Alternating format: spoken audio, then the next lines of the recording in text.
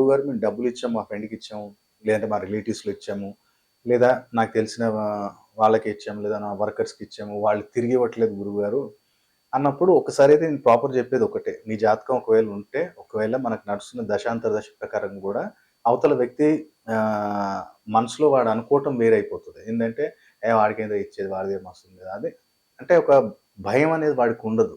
రేపటినాడు ఈడికి ఇయ్యకపోతే ఎట్లా అమిత్ రాజు దగ్గర తీసుకున్నా, ఆడికి ఇయ్యకపోతే పొజిషన్ ఏంటిది అనేది మనకెప్పుడు గాని 6థ్ అండ్ 8థ్, 11థ్ లార్డ్ 6, 8, 11 స్థానానికి అధిపతులు గాని వీళ్ళు అంటే 6, 8 అనేది ఆల్రెడీ దుస్థానాలే.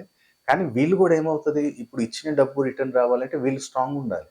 మీరేం చేయండంటే, పాలల్లో చక్కెర వేసి, లైట్ కుంకుమ పువ్వు వేసి సోమవారం, సోమవారం ప్రదోష కాలంలో శివయ్యకి అభిషేకం చేయటం మొదలుపెట్టండి.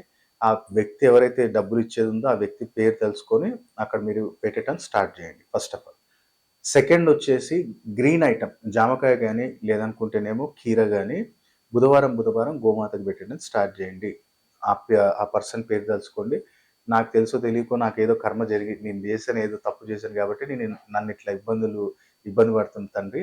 ఇప్పటి నుంచైనా సరే గాని నేను న్యాయంగా ఉంటాను. నా డబ్బు నాకు రిటర్న్ వచ్చేటట్టు చూడు.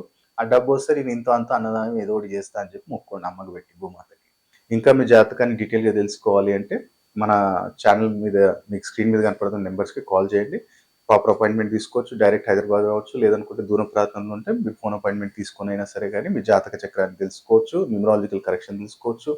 ఆస్ట్రో వాస్తు రెమెడీస్ తెలుసుకోవచ్చు.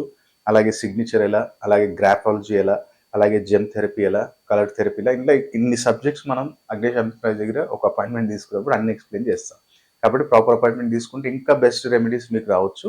కాబట్టి ఈ వీడియోని లైక్ చేయండి, షేర్ చేయండి.